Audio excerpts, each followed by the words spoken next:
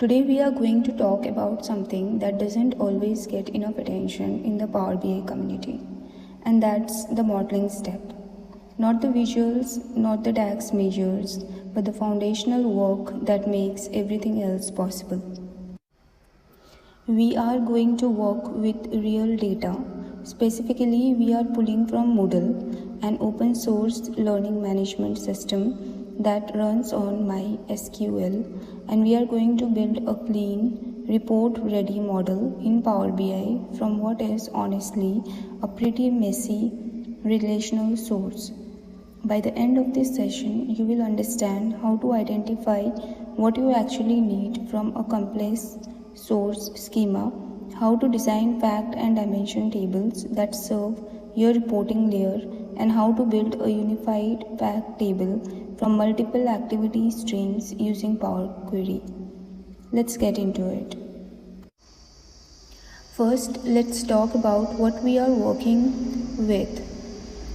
LMS is one of the most widely deployed platforms in the world. Universities, corporate, training teams, government departments, it stores everything in a MySQL database. Users, courses, enrollments, quiz attempts, grades, log events, all of it spread across dozens of tables, each one prefixed with MDL. Now, when you first look at this schema, it can feel overwhelming. You have got user, course, quiz attempts, grades, log stores, and those are just ones we are going to touch today. Here's the first thing I want you to internalize. When you are working with a transactional source like this, your job isn't to import everything. Your job is to ask, what question does this model need to answer? In our case, we are building an LMS analytics dashboard. The business questions are things like how many learners completed a course this month, which activities are driving the most engagement, how is completion trending year over year. Once you know your questions, you can reason about which tables actually matter. So I have grouped the LMS tables we are working with into 4 buckets. First is the core entity tables, which includes users, courses, course categories. These are our dimensions. They describe who and what. The second is the activity and transaction tables, which includes user enrollments, quiz attempts, grades, course module completions.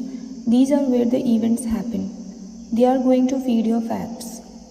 Third, supporting lookup tables. These are the small reference tables like MDL modules, which just maps the module ID to a module name like a quiz or HVP. You don't report on them directly, but you need them to make sense of the activity tables. And fourth, this is the most important, which is model-only tables. They don't exist in Moodle at all. We create them inside Power BI. For example, date tables, fact activity events. The intermediate tables, event quiz and event HVP, are the helper tables where the real modeling craft comes in. Every good model has a spine. In this model, it is 2 tables, MDL user and MDL course. Almost every other table in our model points back to one or both of these.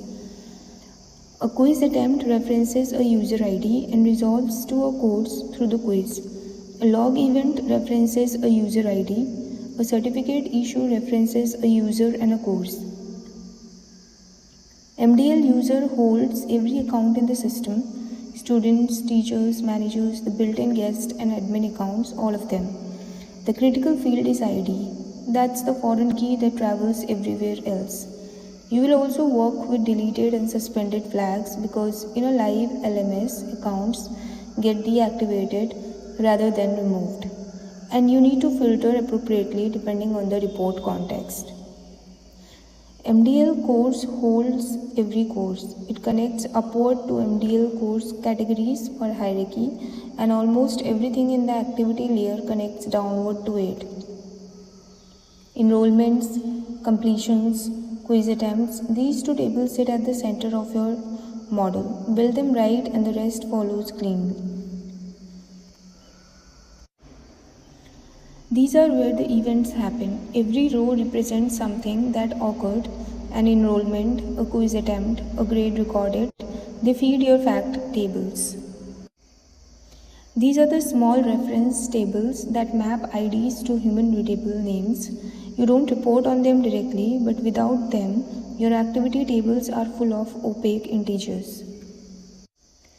These tables don't exist in Moodle. You create them inside Power BI, and this is where modeling skill becomes visible. So let us start at the source. This is the Moodle MySQL database, and I want you to just take a moment to look at this list. Every activity type in Moodle has its own family of tables. You have got assignment for assignments, MDL attendance for attendance tracking, batch for batches, and each of those has child tables hanging off it: grades, submissions, overrides, logs, and so on. So this is MDL quiz, and over here MDL quiz attempts, quiz grades, quiz reports, quiz sections. So that is just for quizzes. And when we go to H5P interactive content, it is a different story altogether. Unlike quizzes, H5P doesn't have its own results table in Moodle. And there is no HVP attempt sitting waiting for you.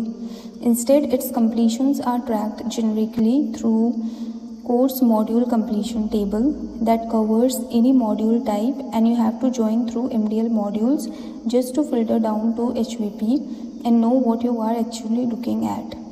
So not only are activity types spread across different tables, some of them don't even have a dedicated results table at all.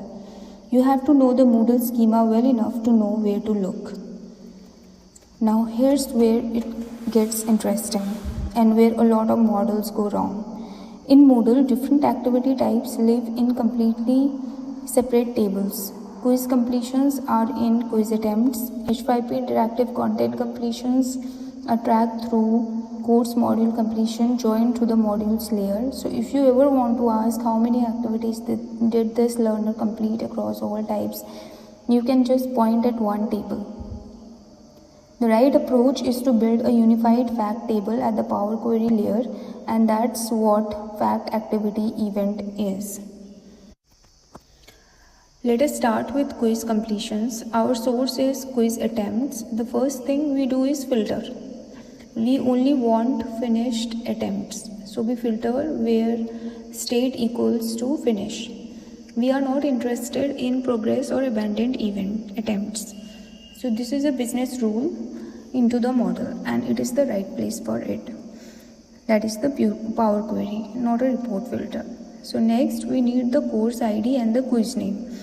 Those are not in the MDL quiz attempts directly, so they live in the MDL quiz. So we do a nested join on the quiz field matching to quiz ID and expand out course and name as course ID and activity name. Now we select exactly the columns we need: user ID, course ID, quiz, which becomes activity ID, activity name, and time finish, which becomes completion time. And finally we add a literal column: activity type equals quiz. This is what let us distinguish sources after the combine. The result is a clean, narrow table, 5 meaningful columns, no noise.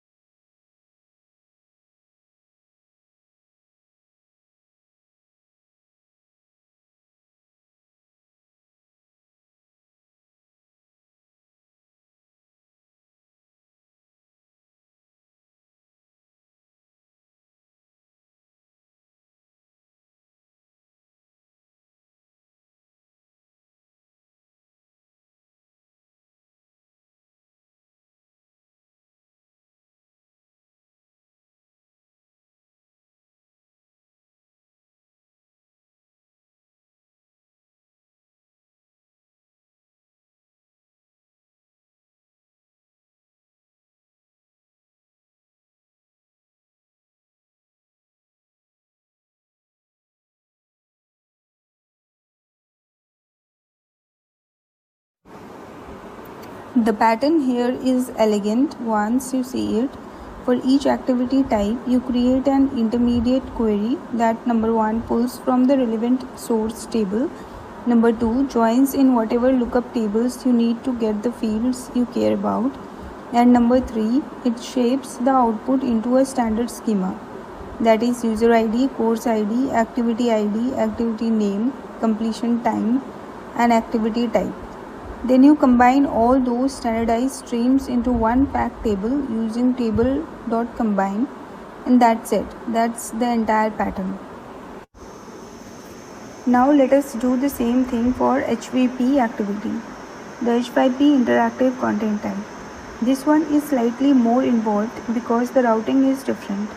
HVP completions are tracked in course module completions table, a generic completion table that covers any module type. So we need to filter it down to just HVP.